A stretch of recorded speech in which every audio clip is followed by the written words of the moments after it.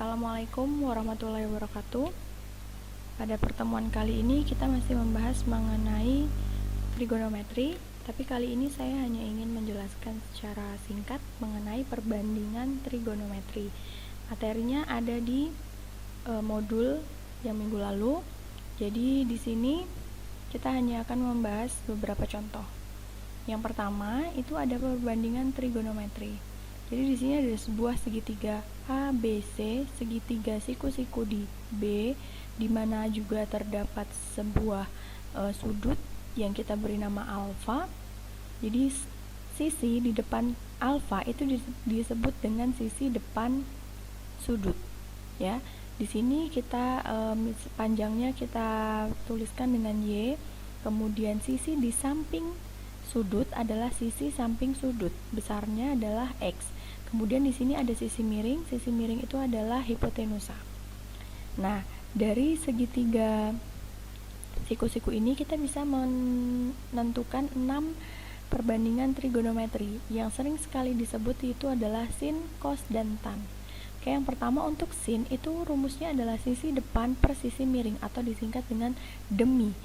Sisi depannya itu berapa panjangnya? Itu Y. Maka di sini kita tulis Y, kemudian sisi miringnya adalah R. Maka sin alfa sama dengan Y per R. Kemudian cos alfa itu rumusnya sisi samping per sisi miring atau disingkat dengan sami, ya, samping miring. Itu sama dengan X per R. Kemudian tan alfanya adalah desa depan samping, sisi depan sisi samping. Maka tan alfa sama dengan Y per X. Nah, perhatikan kosekan alfa adalah kebalikan dari sin alfa. Maka ketika di sini sisi depan per sisi miring, maka kosekannya adalah sisi miring per sisi depan, yaitu R per Y. Sekan adalah kebalikan dari cos. Maka sekan alfa adalah sisi miring per sisi samping atau R per X. Nah, kotan alfa adalah kebalikan dari tan. Maka menjadi sisi samping per sisi depan atau X per Y. Selanjutnya untuk contoh yang pertama itu adalah tentukan 6 perbandingan trigonometri pada segitiga siku-siku berikut ini. Di sini ada segitiga siku-siku di P dan ada sebuah sudut beta. Nah, sin beta itu rumusnya adalah demi depan miring, ya. Depannya berapa? 4. Kemudian miringnya berapa? Miringnya 5, maka sin beta adalah 4 per 5. Selanjutnya untuk cos beta itu rumusnya adalah samping miring. Sampingnya mana? 3, miringnya 5, jadi 3 per 5.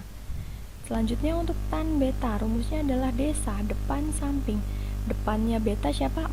4, kemudian sampingnya 3, maka jadi 4 per 3.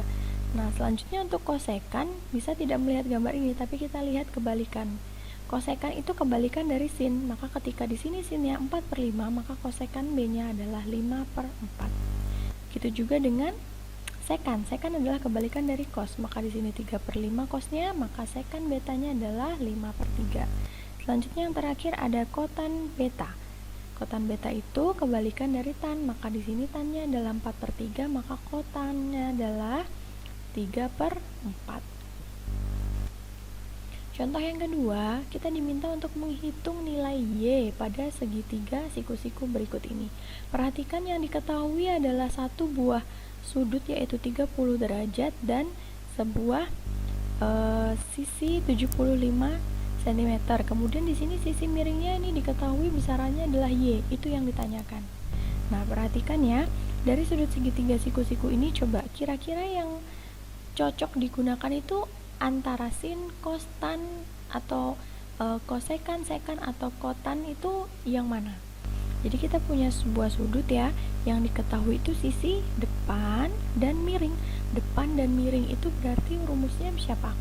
Sin, ya, benar, depan dan miring. Maka kita bisa masukkan dengan rumus sin. Sinnya berapa? 30 derajat, ya. Perhatikan sin 30 derajat sama dengan rumusnya apa tadi? Sin demi depan miring. Sisi depannya berapa? 75 cm per sisi miringnya adalah Y yang ditanyakan, Y. Atau bisa juga kita tuliskan menjadi seperti ini. sin 30 derajat sama dengan 75 per Y. Jadi sin 30 di sini itu sama dengan setengah, maka menjadi setengah sama dengan 75 per Y. Nah, Y-nya kita pindah ruas, kita kalikan dengan yang kiri, jadi setengahnya kita pindah ruas ke kanan menjadi Y sama dengan 75 per setengah, maka kita peroleh Y nya sama dengan 150 cm.